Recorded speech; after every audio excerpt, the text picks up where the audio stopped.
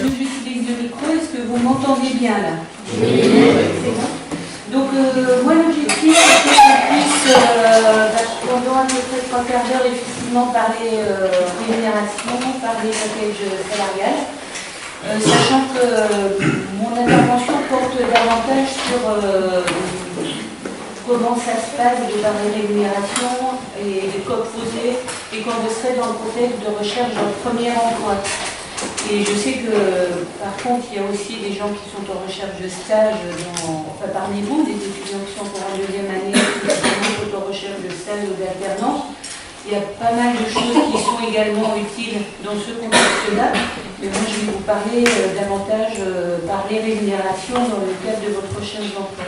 Donc, j'en ai pour une vingtaine de minutes, une petite demi-heure, et après, si je répondrai bien sûr à toutes vos questions, que ce soit dans le cadre de packages salariaux pour vos premiers emplois ou plus spécifiquement de recherche de stage ou d'alternance.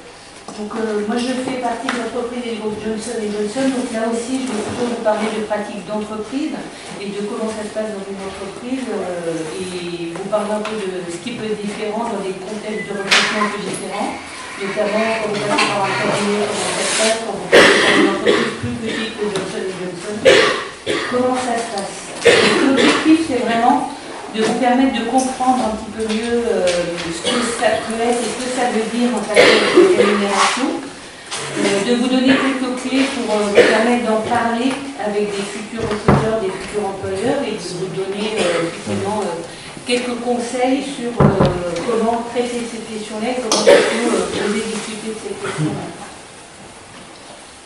Donc déjà, premier point, je voulais voir avec vous comment se décompose une rémunération. Déjà, il n'y a pas qu'un salaire quand on parle de rémunération pour un poste, que ce soit un CDD ou un CDI. Il faut vraiment considérer un ensemble de choses. Il va y avoir ce que vous allez retrouver sur un bulletin de paie, puisque que ce soit en CDD, en CDI, tout type de contrat et toutes sortes de contrats d'ailleurs que vous allez pouvoir avoir une fois que vous êtes diplômé, et les jeunes diplômés en recherche d'emploi. Et est-ce que vous allez retrouver sur votre bulletin de paie, ce qui sont des informations salariales, des données salariales, et ce que vous pouvez trouver à côté, ce que l'entreprise peut vous proposer à côté, qui fait l'objet d'un package de rémunération plus global. Il y a des choses intéressantes qu'il faut considérer également, et vous permettre de connaître ces différents éléments va aussi vous permettre d'avoir une vision plus globale de ce que peut vraiment vous proposer une entreprise en contrepartie de votre contribution, au-delà de la partie purement salaire et bulletin de salaire.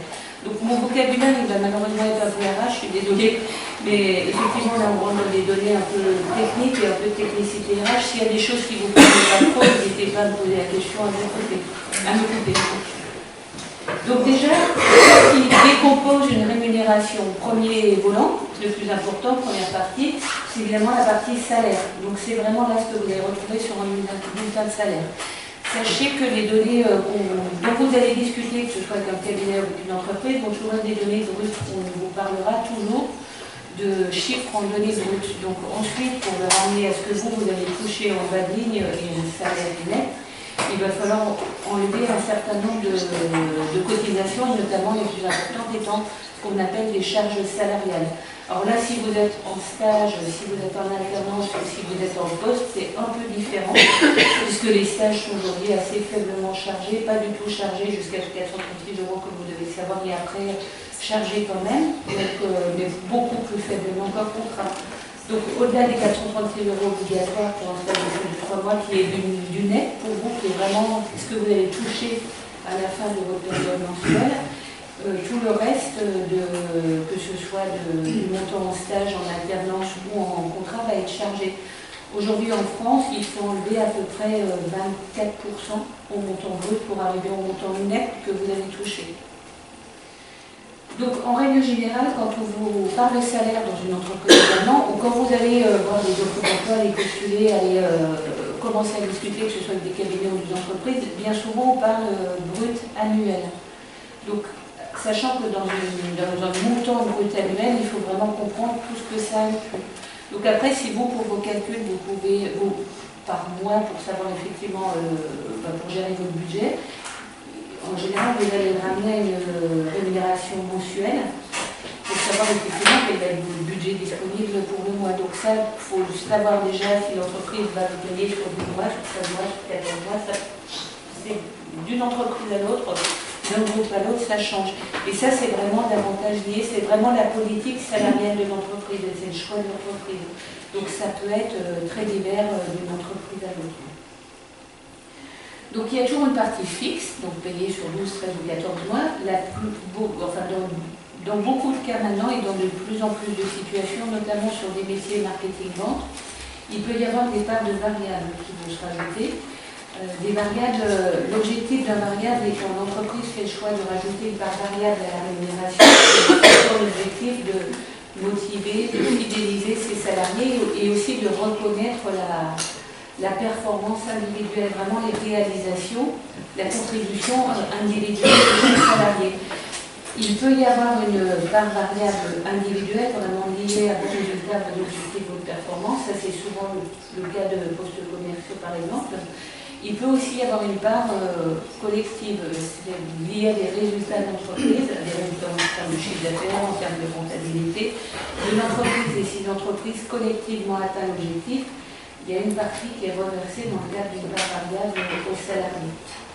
Donc aujourd'hui en France, c'est le cas dans 45% des situations. Donc ça commence quand même à développer pas mal cette partie variable, quel que soit le poste, sachant que ça s'appelle en règle générale des primes. Les primes, par contre, les noms sont divers et variés. Ça apparaît sur votre ligne en dessous en salaire brut, ou ça peut s'appeler dans des entreprises plus américaines comme le groupe Johnson & Johnson, on va appeler ça un bonus. Mais c'est souvent conditionné par des objectifs individuels ou collectifs. Donc ça, c'est ce que vous allez retrouver sur votre fiche de paie, sur votre contrat aussi, la plupart du temps. Ces informations-là sont obligatoires sur un contrat de travail. Après, vous avez ce qu'on appelle d'autres éléments de rémunération, ce qu'on appelle dans notre jargon des périphériques de rémunération différents, qui peuvent souvent aussi être valorisés dans un package de rémunération que va vous proposer une entreprise. Donc ces autres périphériques les plus connus en France, sachant que ça c'est un dispositif vraiment en France français, c'est la participation au résultat de l'entreprise. C'est en France obligatoire dans toutes les entreprises de plus de 50 salariés. Et donc, dès lors que l'entreprise dégage des résultats, ce n'est pas lié au chiffre d'affaires, c'est vraiment lié au résultat bénéfice, il y a une part de ce bénéfice qui va être redistribuée aux salariés. Par contre, là, ce sont des rémunérations différées. Donc, ce n'est pas quelque chose que vous allez toucher tout de suite sur vos salaires. Ce sont en général des montants qui vous sont attribués une fois par an. Donc, une fois que le résultat de l'entreprise est connu, il y a 3 mois en général pour les dépôts, les calculs. Et on va vous informer individuellement du montant que vous allez toucher, qui est un pourcentage, un calcul savant en fait, il y a un pourcentage qui est lié à votre rémunération globale et qui va vous être versé mais sur un compte en différé. Vous ne pouvez pas forcément toucher cet argent tout de suite, c'est plutôt une forme de capitalisation qu'on vous propose. Alors aujourd'hui, depuis 2 ans, on peut toucher immédiatement, la législation française permet de toucher, mais si vous faites le choix de toucher tout de suite, c'est imposable. Comme un salaire, finalement ça devient du salaire. Par contre, si vous placez cet argent et vous le débloquez, vous pouvez le débloquer pour certaines situations qui sont l'achat par exemple d'une résidence principale, l'achat de certains gros biens qui sont le mariage par exemple. Là, vous pouvez le toucher sans que ce soit imposable. Et là, effectivement, ça devient vraiment intéressant. Donc ça, c'est bien souvent inclus dans un package de rémunération quand on va vous parler de rémunération. Donc à connaître, savoir si ça existe, si ça n'existe pas et comment ça fonctionne.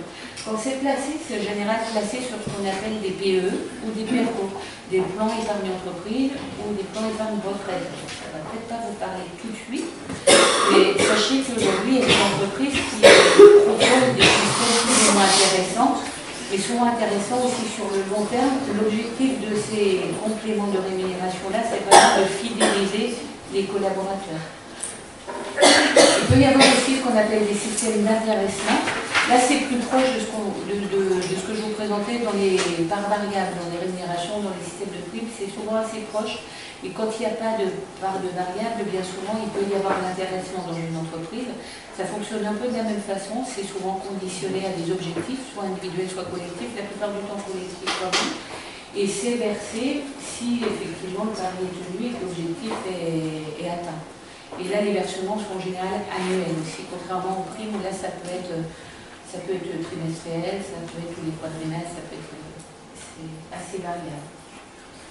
Donc ça, je dirais que ça n'est en général pas contractuel, ça ne figure pas sur un contrat de travail, par contre, ce sont vraiment des périphériques importants qui rentrent complètement dans une proposition de salaire. Donc il faut tenir compte si vous voulez comparer des propositions d'une entreprise à l'autre, il faut vraiment comparer tous ces aspects-là, parce qu'un montant de participation, ça peut aller de 1/10 de mois de salaire à 2-3 mois de salaire. Donc ça peut quand même être intéressant et significatif. Et ensuite, vous pouvez avoir, et là c'est plus lié au poste et à la nature du poste que vous allez occuper, il peut y avoir des avantages en nature. Alors, les plus connus en général, ce sont les avantages en nature pour les collèges commerciaux, c'est en général le véhicule, qui peut être un véhicule de fonction, un véhicule de société. Et c'est en général des prises en charge des repas, notamment des repas de midi, qui peuvent être justificatifs ou non, ou si vous êtes amené à décrocher, à vous déplacer, des prises en charge, en général sous forme de forfait, pour vos déplacements professionnels. Sachant qu'un véhicule, par exemple, c'est un avantage en nature imposable, donc ça se déclare, vous allez payer une part d'impôt sur cet avantage-là, mais qui est bien minime par rapport à ce que coûte réellement un véhicule. Donc c'est un vrai avantage en nature, effectivement. Après, il y a d'autres choses qui ne rentrent pas sous le fond de l'État, par exemple, qui peuvent être intéressantes malgré tout. C'est les tickets restaurants, par exemple. Tickets restaurants, par exemple, la plupart du temps, effectivement, il y a une contribution à 50-50. C'est variable aussi d'une entreprise à l'autre, mais ça veut dire que vous financez 3,50 €, ça vous coûte 3,50 € et l'entreprise prend en charge les 3,50 € suivants. Il peut y avoir d'autres avantages comme les complémentaires, les mutuelles. Ça, c'est pas neutre non plus quand même. Aujourd'hui, je pense que vous avez tous une mutuelle étudiante à partir de demain, sachant que ça va être obligatoire dans toutes les entreprises, puisque c'est la globalisation, la généralisation des mutuelles obligatoires en entreprise fait partie du pacte de responsabilité, donc va être obligatoire dans toutes les entreprises. Sachant que même si c'est obligatoire et que vous cotirez en tant que salarié pour bénéficier des avantages du mutuel, les prestations proposées par l'entreprise en fonction là aussi de la volonté de l'entreprise de fidéliser et d'amener du confort à ses collaborateurs peut être assez variable. Et là aussi, c'est l'entreprise qui va traiter avec un prestataire, avec un assureur en général, et qui va vous expliquer quelles sont les prises en charge qu'elle va pouvoir vous aider à financer. Et là, ça peut vraiment être très différent d'une entreprise à l'autre. Donc voilà encore une troisième partie de ce qui peut décomposer une partie rémunération. Donc, une fois que vous avez tout ça en tête et que vous connaissez ces différents dispositifs-là, pourquoi c'est important? Parce que l'entreprise, à un moment, quand on va vous faire une proposition de salaire, que ce soit dans une entreprise ou en cabinet, on va vous parler d'un montant en général annuel. Il faut vraiment que vous arriviez à comprendre ce qu'il y a derrière ce montant annuel, parce que ce n'est pas forcément que du salaire. Donc, et pour bien comprendre la décomposition, vous devez connaître effectivement les différents dispositifs. Maintenant, quelques chiffres, quelques datas, parce que là aussi, je pense que c'est important pour vous d'avoir des benchmarks. Alors, c'est assez général, parce qu'après, il faut vraiment adapter ces chiffres-là.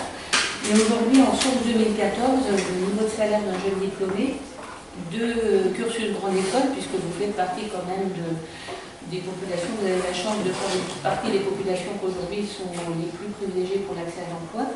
Donc pour un jeune diplômé, que ce soit de l'école de commerce, de l'école d'ingénieur ou cursus universitaire, on est sur une fourchette entre 29 000 et 33 000 € pour un débutant. Donc ça, ce sont des chiffres et des datas pour la France. Globalement, sur le marché des cadres, puisque vous avez tous vocation à terme pouvoir accéder à un statut de cadre. Le marché en France, le salaire médian en France pour un cadre est de 36 000 euros. Donc il y a une moitié de la population qui est en dessous, il y a une moitié qui est au-dessus. Donc vous voyez que vous êtes quand même assez proche de cette idée. Aujourd'hui, je vais vous parler de rémunération variable. En 2014, c'est quand même beaucoup plus généralisé sur les fonctions marketing-vente. Aujourd'hui, sur les formes de cabinet, sur les deals, sur la finance, sur la banque, d'autres environnements, on est plus souvent sur des systèmes d'intéressement et de participation, mais en tout cas les systèmes de variable aujourd'hui se généralisent quand même sur les fonctions marketing et vente. Par contre, effectivement, vous n'êtes pas sans savoir qu'aujourd'hui, effectivement, l'accès au marché pour un jeune diplômé est quand même compliqué. Le plus compliqué là pour vous, ça va être de trouver votre premier emploi, effectivement. Donc d'où l'importance de ce séminaire-là et d'où l'importance de bien vous préparer, parce que le premier emploi, comme vos stages précédents d'ailleurs, je pense que vous avez déjà intégré ça dans vos choix de stage, va vraiment vous permettre va vraiment conditionner la suite de votre parcours professionnel. Donc c'est d'autant plus important là, de ne pas vous tromper, de pouvoir vous donner les moyens de pouvoir faire les choses. Mais c'est vrai qu'aujourd'hui, les marges de manœuvre sont quand même assez minimes. Mais il y a quand même des marges de manœuvre. Donc, qu'est-ce qu'il faut bien avoir en tête c'est déjà que la rémunération, il faut en parler. C'est important puisque vous allez tous travailler demain quand même pour gagner de l'argent et pouvoir accéder à des postes au-delà d'être intéressants pour vous. Et ça, je pense que la priorité quand même, dans le choix de votre premier poste, il faut que ça reste la cohérence avec votre projet professionnel, ce que ça va vous apporter dans le projet professionnel, l'intérêt des missions qu'on va vous proposer, le suivi des moyens que va vous donner l'entreprise. Ça, pour moi, c'est quand même, quand on est jeune diplômé, un critère important.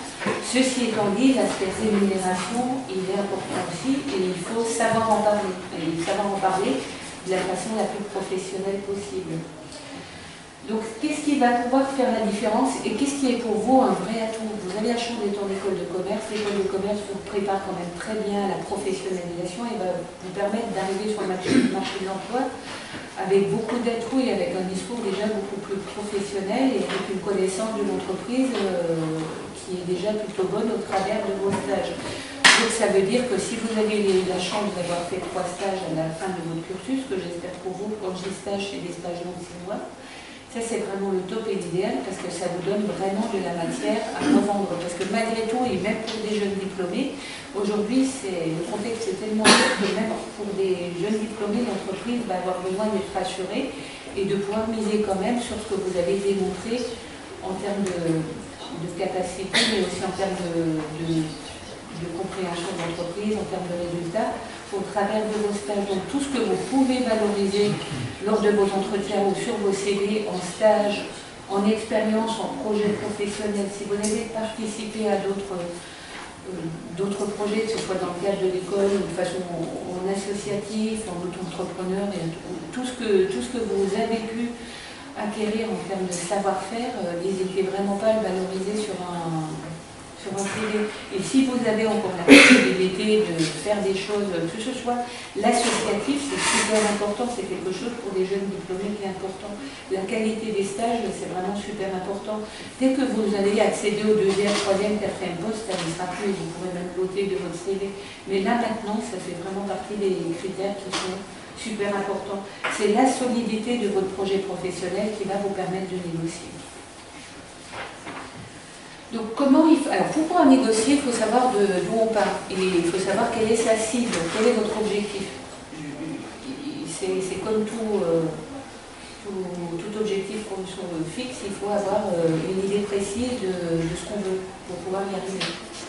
Donc moi je vous recommande vraiment de préparer ce point-là et de l'adapter à chacun de vos entretiens parce qu'une proposition de salaire qu'une entreprise vous fera est vraiment liée à beaucoup de choses. Elle est déjà liée à son secteur d'activité. Il y a de réelles diversités d'un secteur d'activité à l'autre. Vous n'aurez pas forcément les mêmes bases de rémunération, que vous soyez en agroalimentaire, en énergie, en automobile, en IT ou en cabinet d'audit. Il peut y avoir des différences significatives, d'où l'importance de ne pas vous tromper. Ces informations-là, vous pouvez les avoir essentiellement par des branches professionnelles, parce que toutes les entreprises font partie d'une branche professionnelle, en général les syndicats professionnels, ces informations-là sont disponibles sur Internet. Donc, vous qui pratiquez bien, n'hésitez pas à les vous renseigner. Il y a aussi ce qu'on appelle des études de rémunération sectorielles. Ne prenez pas les études générales, parce que ça ne veut rien dire. Allez vraiment voir les études de rémunération par secteur, qui sont publiées aussi en général, soit par des cabinets, soit par des entreprises, par des branches professionnelles. La localisation géographique, elle est bien entendu importante. Alors, moi, je vais vous parler que de la France, sachant que si on vous fait une proposition pour l'Angleterre, pour la Chine, pour l'Allemagne, ça va être encore différent et à chaque fois, elles seront vraiment bien sûr adaptées au coût de la vie du pays d'accueil. Donc pour la France, une localisation entre la province et Paris, aujourd'hui la vie sur Paris, la région parisienne est quand même plus chère, donc il est normal qu'il y ait une différence de salaire entre un poste basé à Paris et un poste basé en province. Après, c'est le type de compétences. Plus vous pourrez mettre en avant des compétences spécifiques aux techniques, même au travers de vos stages, mieux ça sera. Et ça, c'est des choses sur lesquelles vous pourrez capitaliser aussi. Je ne sais pas trop quels sont vos cursus, mais pour le marketing, par exemple, si vous avez acquis un certain nombre de compétences sur les logiciels, sur des outils spécifiques, c'est pareil pour les métiers de la finance ou pour d'autres métiers, n'hésitez pas à les faire figurer, à les mettre en avant. Bon, au niveau de l'ordre sont importants, au niveau de vos pratiques des outils, globalement des outils informatiques sont importants. Tout ça, vraiment, mettez-le en avant, surtout si vous avez des scores intéressants. Et ensuite, dernier point, et peut-être le plus important, effectivement, renseignez-vous sur les pratiques de l'entreprise. Et là, vous pouvez vous renseigner au travers de vos réseaux diplômés, au travers de vos connaissances, au travers de vos qui connaissent peut-être l'entreprise ou qui sont sur un poste similaire, qui pourront peut-être aussi vous donner un peu de benchmark. Et fort de tout ça, fixez-vous un objectif. Alors quand je vous dis fixez-vous un objectif, partez plutôt sur une fourchette. Moi je vous conseille vraiment à la question quel est votre souhait de rémunération, quelle est votre prétention salariale. Moi je vous conseille d'indiquer une fourchette. Et le base de votre fourchette, il faut que ça corresponde à votre objectif. Si votre objectif c'est de gagner 35 000 € pour votre premier salaire, votre fourchette, et vous indiquez une fourchette entre 35 et 33 000 €. Sachant qu'aujourd'hui, je vous disais, effectivement, les marges de manœuvre sont quand même assez faibles, même si elles existent, et même si elles peuvent être sur d'autres domaines que le salaire fixe, ce qui peut être aussi une cartouche dans certaines entreprises et dans certains contextes d'entreprise, surtout si votre profil y colle parfaitement à ce que recherche l'entreprise, et là vous avez toujours un descriptif de poste, un descriptif de profil pour vous référer à ça. Vous pouvez aussi avoir la possibilité de négocier des choses en différé, parce que c'est un vrai risque aujourd'hui quand même pour l'entreprise, et l'entreprise n'aime pas prendre des risques la plupart du temps, d'embaucher un jeune diplômé. Mais si, et comme vous êtes en capacité, vous savez aller vite, si au terme de la période d'essai, bien souvent c'est 4 mois une période d'essai, ou au terme des 6 premiers mois, c'est concluant et de votre côté et du côté de l'entreprise, c'est aussi possible de négocier une augmentation, une prime ou une revalorisation à une période différente. Il faut essayer en tout cas. Quelques conseils complémentaires avant de passer à vos questions. Alors, la rémunération, est-ce qu'il faut que vous en parliez? Oui, bien sûr. Il faut en parler. Il ne faut pas finir un processus de recrutement sans avoir parlé de salaire et de rémunération. Par contre, il ne faut pas en parler tout de suite. Alors, en général, l'objet du premier entretien, que ce soit avec des RH ou des opérationnels, ça va être vraiment de valider vos compétences, vos motivations, votre personnalité. Est-ce que déjà, effectivement, au-delà du CV, est-ce que l'entretien qu'on a avec vous, est-ce que les assessments qu'on peut vous proposer correspondent bien à ce que l'entreprise recherche? Donc là, en règle générale, sauf quand vous parlez avec un recruteur qui check, avec un cabinet, où bien souvent on peut vous poser assez vite la question, mais quand vous êtes en entretien en face à face, en particulier avec un opérationnel, si lui ne vous pose pas la question, moi je ne vous conseille pas d'en parler tout de suite. Et à ce stade-là, il faut déjà que ça matche de votre côté et du côté de l'entreprise sur votre profil, vos compétences, vos savoir-faire, vos savoir-être, votre personnalité, votre motivation, votre intérêt pour le poste. Par contre, effectivement, si vous passez cette étape-là, ça veut dire que l'entreprise est intéressée ou que le cabinet est intéressé par votre profil. Et là, vous pouvez avoir d'autres entretiens, parce qu'attendez-vous à avoir quand même plusieurs entretiens. Et là, vous rentrez dans une sélection quasi finale, dans ce qu'on appelle une shortlist. Et là, effectivement, soit l'entreprise ou le cabinet vous pose la question et vous aurez votre préparation qui vous permettra d'annoncer une rémunération, soit il ne l'aborde pas, auquel cas c'est à vous d'aborder la question. Il ne faut pas arriver en sélection finale, si vous avez la chance d'être retenu, sans savoir quelle est la contrepartie financière que va vous proposer une entreprise. Parce que là, vous n'aurez plus de marge de manœuvre et vous n'aurez plus de marge de négociation. Donc soyez cohérents aussi. Alors ça, il n'y a rien de pire, et ça je l'ai vu malheureusement. Ne surenchérissez pas. Si vous annoncez au début du process ou quand on vous pose la question une fourchette, un salaire à 30, une fourchette entre 30 et 32 par exemple, ça n'est pas quand on vous fait une proposition finale qu'il va falloir dire oh ben non, finalement j'ai réfléchi, il aurait plutôt 33, 34. Ça vous exclut automatiquement du processus. Donc n'essayez pas de jouer à ce jeu-là. Il faut vraiment l'aborder avant et l'avoir en tête avant. Et du coup, ça vous permettra, au moment où vous faites une proposition, de pouvoir négocier. Mais une fois que vous êtes dans une fourchette et une phase de négociation, restez sur ce que vous avez annoncé dès le départ. Donc moi, je vous conseille vraiment de noter ce que vous avez dit quand on vous a posé la question, parce que si vous comprenez bien ce que j'ai dit, vous pouvez adapter votre fourchette au contexte. Par contre, notez ce que vous avez dit. N'allez pas demander 2 000, 3 000, 4 000 euros de plus quand on vous posera la question à la fin du procès. Et donc je vous disais, effectivement, je pense qu'il faut essayer, il faut sentir la possibilité de négocier. Il ne faut pas être sûr, on peut oser le faire, mais le faire de façon cohérente, de façon raisonnable, de façon la plus factuelle possible. Par contre, effectivement, du coup, l'entreprise peut éventuellement vous faire ce qu'on appelle une contre-proposition. Donc elle va écouter ce que vous avez à vendre, ce que vous avez à valoriser, quels sont vos arguments pour la convaincre que vous pouvez prétendre à plus. Et effectivement, si ça passe bien, si le discours est audible, de faire une contre-proposition. Là, par contre, il n'y en a pas 3 des contre-propositions, il y en a une. Donc, en général, effectivement, soit vous tombez d'accord et ça vous convient, et on trouve le bon compromis, soit effectivement, de votre côté, vous partez, ou du côté de l'entreprise, on n'ira pas plus loin. Donc, il ne faut pas faire durer une négociation. Autant, je pense qu'il faut le faire, mais ça ne prend pas beaucoup de temps. Dans la durée. Pour finir, ça je vous en ai déjà parlé un petit peu, c'est le statut cadre ou pas cadre. J'ai parfois la question venant de diplômés. Moi je pense que pour un premier poste, c'est pas très important. Vous avez tous vocation, à moyen terme, vous êtes des futurs responsables, des futurs managers, donc vous serez cadre en France. C'est un statut. Et c'est important de pouvoir y prétendre parce que ça conditionne toute votre cotisation. Mais par contre, effectivement, sur le premier poste, si on ne vous propose pas un statut de cadre, on fait pas un blocage. Ce qui est vraiment important, c'est si le poste correspond bien à votre projet et si c'est cohérent par rapport à votre projet professionnel, c'est pas le plus grave. Ça, par contre, il faut le revendre, il faut en parler dès le début. La mobilité, c'est important aujourd'hui. Si vous êtes mobile, ce que je vous encourage à être, n'hésitez pas à le mettre en avant. Mobile en France et à l'international. Dans le contexte d'une entreprise internationale. Et au-delà de l'aspect rémunération, il y a un autre point sur lequel je voulais effectivement vous informer un peu.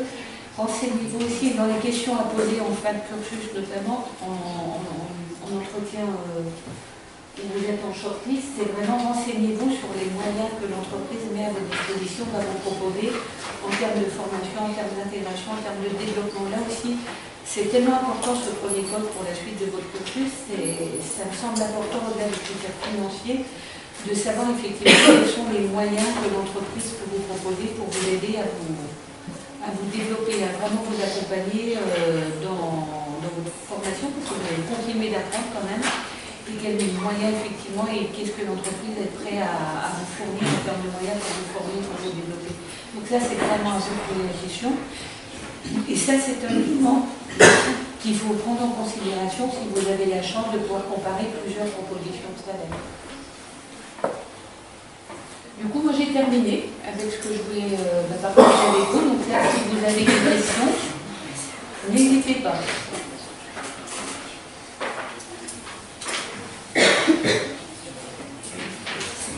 Je n'ai pas de questions. savoir si par exemple on fait une proposition de négociation, on fait une proposition de salaire, Oui. et que l'entreprise nous dit que c'est pas possible. Oui. Après, dans le suivant entretien, comment est-ce qu'on se reprend entre guillemets dans l'entretien? Dans ton cas, tu en es où dans ton processus d'entretien? Tu poses la question à quel moment? Non, c'est pas pas exemple personnel, hein, oui, c'est oui, non, mais. Ah, je sais pas, par exemple, si on aborde plus la chose à la fin de l'entretien, on fait une proposition que l'entreprise nous dit c'est pas possible, on ne peut pas payer autant. Dans ces cas-là, comment est-ce qu'on se reprend? Déjà, il faut comprendre pourquoi effectivement, ça c'est un cas de figure qui va effectivement regarder. Autant je vous dis qu'il faut oser négocier, autant effectivement il y a quand même quelque chose que vous dites bon. Donc n'hésitez pas effectivement à comprendre pourquoi. Est-ce que c'est parce que votre choix il était décalé, parce que justement vous n'étiez pas dans la place et que c'était vraiment trop par rapport au budget et aux fourchettes de salaire en général que fixe l'entreprise? Et est-ce que c'est parce que votre profil convient finalement pas en classe, qu'il y a d'autres candidats? Essayez de comprendre pourquoi déjà, donc restez toujours dans une... C'est pour ça qu'effectivement au début j'hésitais un peu sur le terme de négociation, parce que ça me semblait un peu fort, parce que la marge est quand même faible, mais finalement ça reste quand même en contexte de ce qu'on appelle une négociation. Donc il faut vraiment parler d'égal à égal à l'entreprise. Il ne faut pas que vous ayez de complexe à en parler. Et si on vous dit non, effectivement, ce qui peut arriver, essayez de comprendre pourquoi. Et en tout cas, de pouvoir le réutiliser pour la suite. Et de pouvoir finalement, vous pouvez accepter, vous avez tout à fait raison, si le poste qui vous intéresse et que ça correspond à votre projet, il faut l'accepter. Mais par contre, effectivement, gardez bien en tête ce que va vous dire l'entreprise sur pourquoi elle est argumentée, comment elle est argumentée. Et si ça vous semble cohérent et si pas mal dévalorisant, ça peut valoir le coup d'accepter. Mais en fonction de ce qu'on va vous dire, peut-être que tu n'as pas l'expérience, tu n'as pas cette expérience qui propose ce reste-là. Dans 6 mois, dans 1 an, vous en aurez plus. Ça peut vous permettre de revenir à la charge et de réessayer. Donc, effectivement, il faut pas... il faut accepter qu'on puisse vous dire non. Après, à vous de mesurer effectivement si le poste en vaut la peine ou pas. Si vraiment votre objectif est à 30, on vous propose 25. Regardez d'abord ce qu'il y a dans ces 25 et ce qu'il y a dans les 30. Et si vous estimez effectivement que ça ne vaut pas le coup, pourquoi pas, prenez le risque que vous ne bradez pas non plus. Maintenant, si par contre c'est le poste top qui va vous apporter en termes de développement, en termes de projet professionnel, ça vaut peut-être le coup quand même de dire oui, mais à certaines conditions, en ayant en tête certaines conditions. C'est combien de temps, qu'est-ce que ça va vous apporter en projet professionnel, quels sont les moyens pour vous former, pour vous développer. Ça justement, c'est des contreparties que vous pouvez aller chercher parce que vous n'avez pas tout de suite de rémunération. Mais après, effectivement, les fourchettes, elles sont quand même connues des employeurs. Si vraiment un employeur est considérablement en dessous, ça s'explique certainement parce qu'il y a des contextes économiques aussi. Hein. Mais quelque part, il ne faut pas accepter un poste qui soit trop en dessous de votre intention. Ça va vous pénaliser pour la suite. Ça répond à ta question? Moi, c'est au niveau de l'échelle de salaire. J'ai vraiment du mal à donner une fourchette en fait. Si je suis là sur l'entretien comme dans une fourchette, j'arrive pas à vraiment l'estimer, même si c'est ce qui rentre.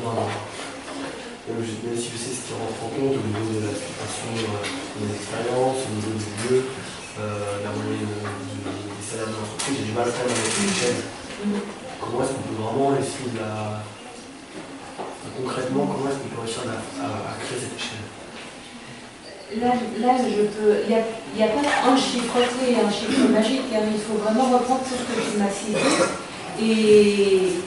et quelque part, à un moment, avoir le meilleur montant possible, le montant le plus cohérent au regard de toutes ces informations-là. Alors, vous pouvez toujours essayer de poser la question aussi, demander la question, en disant, ben là, moi je suis jeune diplômé, effectivement, j'ai un peu de mal à évaluer le marché, à l'évaluer. Quelles sont vos fourchettes? Ce qui peut vous donner aussi une base. Par contre, effectivement, à un moment, il va falloir vous mouiller, il va falloir donner une estimation. C'est pour ça que vous devez vos débuts en fourchette, vous prenez moins le risque de vous tromper. Et de toute façon, en face, on va vous répondre tout de suite si vous donnez un peu de dans la fourchette. Si c'est pas approprié, si vous êtes vraiment trop en général, là on va vous le dire tout de suite, et là vous allez pouvoir revenir en rigolant. On en a dit effectivement, je comprends, j'entends, mais justement, quels sont pour vous vos fourchettes, qu'est-ce qui est important pour vous pour une rémunération, à combien je peux prétendre pour éventuellement réajuster. Après, ça sera à vous de voir si vous avez envie de réajuster ou pas, et après, ça peut vous permettre d'arriver toujours dans une discussion, d'être constructif, et d'être toujours en position gagnant-gagnant avec votre interlocuteur. Il faut vraiment que vous soyez serein, sûr de vous, en répondant à ces questions-là. Il ne faut pas que ce soit une question tabou, une question où vous allez commencer à vous enlever les pinceaux, vous allez commencer je ne sais pas. Non, c'est pour ça qu'il faut la préparer. Il faut que vous vous lanciez après. C'est difficile de façon générale parce que c'est quand même très particulier d'une entreprise à l'autre. Mais dès que vous aurez passé les premiers tours, vous sentirez aussi quelque part quelle est la politique de l'entreprise, comment elle vous répond, comment le processus se passe. Là aussi, il faudra adapter un peu le discours de la marge de manœuvre. Mais il faut oser y aller, il faut être quand même relativement serein et sûr de vous. Par contre, effectivement, là, vous avez quand même quelques deadlines. Je veux dire, si effectivement, vous êtes sur Dijon, là, très clairement, je vais vous dire, vous êtes plutôt sur une fourchette aujourd'hui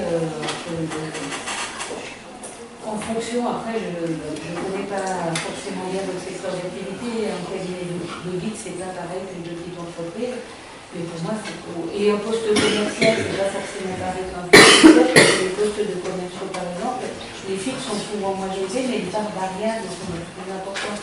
D'où l'intérêt de bien connaître les parts variables. Pour les postes de commerciaux, on va pouvoir vous proposer un fixe de 24, mais vous aurez peut-être 6, 10, 15, 20 000 de variables. Il faut que ce soit également. Mais je dirais dans les grandes fourchettes, pour moi, il faut que quand vous sortez d'une école unique. Ça répond un peu? Oui, c'est sur les réévaluations de salaire, quand est-ce que c'est bien de... Est-ce que ça nous le faire? En règle générale, il y a une évaluation tous les ans. En règle générale, alors il peut ne pas y avoir d'augmentation, c'est très lié au contexte aussi de l'entreprise, la situation de l'entreprise. Effectivement, aujourd'hui, il y a des contextes d'entreprise où il n'y a pas d'augmentation de salaire, donc ça c'est clair. Il y en a par contre qui viennent encore. En général, ça vous connaissez, c'est quelque chose que vous comprenez assez vite parce que c'est partie de ce qui est dit en entreprise et des systèmes de rémunération que propose l'entreprise en général, c'est une fois par an. Et vous avez en principe, et là aussi, c'est pour ça que je vous dis renseignez-vous sur la façon dont l'entreprise va vous accompagner. Vous avez en général des systèmes d'entretien avec vos managers, des entretiens annuels, des entretiens mi-année. Il y a au minimum un entretien à avoir avec le manager global sur votre espace, comment vous performez, quels sont vos points forts, quels sont vos points de développement, comment ça va se passer pour la suite, qu'est-ce qu'on met en place avec entre le manager et vous-même pour vous accompagner pour la suite, pour vous permettre de monter en compétence. Alors ça, si c'est quelque chose qui n'est pas fait dans l'entreprise, qui peut arriver aussi, il faut vraiment solliciter l'entreprise et challenger l'entreprise pour ce que ça fait. Parce que ça, c'est super important pour vous. Le feedback qu'on va vous apporter, il est indispensable aujourd'hui pour vous aider à progresser. Donc en règle générale, c'est ces entreprises qui vont vous permettre de vous évaluer, de voir effectivement si l'entreprise est satisfaite de vos performances, de vos délivres, et en fonction de ça, de pouvoir éventuellement aborder la question. Et là aussi, à un moment, n'hésitez pas à aborder la question. Tout salaire mérite rémunération, toute reconnaissance d'un salaire mérite une valorisation. C'est à moduler, bien sûr, en fonction du profil de l'entreprise, et ça n'est conditionné que par les résultats par les résultats et de l'entreprise et vos résultats. Et là, il y a une part de performance individuelle qui est très forte quand même dans les augmentations de salaire qui sont décidées en général d'ailleurs par le manager en fonction de tous ces éléments-là. C'est globalement comment vous êtes performant, comment vous vous comportez, comment vous apprenez, comment vous vous développez. Et ça tient compte en général d'un ensemble de choses. En règle générale, c'est une fois par an. Donc c'est plutôt au début d'année. Et de toute façon, vous n'entendez parler dans l'entreprise autour de vous. Donc quand c'est le moment, n'hésitez pas à en parler. Quand vous faites emploi avec votre manager, n'hésitez pas à en parler. C'est pas un tabou quand on parle. Après la réponse, c'est autre chose. Mais il faut en parler aux gens. Oui. voulais savoir, est-ce que vous pensez en fait qu'il y a que l'écart dans la fourchette peut être important? Est-ce que c'est préférable de dire qu'on le fourchette entre 29 et 31, justement entre 29 et 33 justement? Il y a un grand écart entre moi je vous donne la grande fourchette, c'est pour un jeune diplômé 29 à 33, mais c'est une grande fourchette. En fonction de justement tout ce que je vous ai dit là, et tout ça, il faut la rétrécir la fourchette. De 29 à 31 par exemple, c'est... Par exemple, si effectivement, en fonction de la localisation, en fonction du secteur d'activité, ça peut être de 29 à 31, ça peut être de 31 à 33. C'est vraiment, il faut tout considérer, il ne faut pas que vous ayez une seule réponse à cette question. J'avais une deuxième question juste, de savoir est-ce que c'est pas préférable de donner une prétention salariale fixe quand même, plutôt que du projet, parce que l'entreprise sera peut-être plus enclin à payer les 29 plutôt que les 33. C'est pour ça que je vous ai dit, mettez votre objectif dans la fourchette. Si ton objectif c'est 29, il faut dire que c'est entre 29 et 36. Moi, c'est ce que je vous conseille. Moi, je pense vraiment que c'est plus risqué d'annoncer un montant fixe qu'une fourchette. Maintenant, c'est un conseil. Il y a des autres questions? Oui. Je voulais demander en fait lors d'un entretien, est-ce que ça sera possible de, par exemple, demander un salaire par mois et quelle est la fourchette minimum qu'on peut demander en fait pour on peut toujours, tu peux demander, mais pour une entreprise, ça ne parle pas, au cabinet, ça ne parle pas une fourchette pour moi, il suffit de diviser par 12, mais c'est plus rapide. Mais effectivement, moi je vous recommande vraiment de toujours avoir en tête une fourchette annuelle, parce que dès qu'on parle de salaire, que je suis en cabinet en entreprise, c'est pas forcément, on va parler package, on ne va pas parler que d'un salaire fixe mensuel. Donc, votre objectif de mensuel, vous le multipliez soit par 12, soit par 15 en fonction de là où on est dans l'entreprise. Mais il faut que vous sachiez, effectivement, le montant mensuel, c'est important pour vous. Mais après, effectivement, l'entreprise, elle est garante du montant brut annuel et de la façon dont elle va vous payer. Après, votre montant mensuel net, il est totalement lié à votre situation personnelle. C'est lié au type de cotisation, au type de mutuelle, au type de complémentaire, à votre âge, à votre situation personnelle. Il y a un tas de choses qui vont intervenir et là, c'est plus à l'entreprise, ça dépend de votre situation personnelle. C'est pour ça que moi, je vous recommande vraiment de calculer, de parler en brut annuel. Et quelle est la fourchette minimale? C'est celle que je vous annonce. Il n'y a pas de fourchette minimale pour moi dans l'absolu. Moi, la recommandation, c'est d'être sur un paquet de fixe et variable entre 28 et 32 sur un premier emploi. Et pour moi, il n'y a pas de minimum. Le minimum, il correspond à ce que vous estimez dans le salaire. Et à votre besoin, à combien vous allez offrir, et de créer l'intérêt du poste que vous dans votre projet conception. Dans ce cas-là, c'est pas préférable justement de laisser les murs,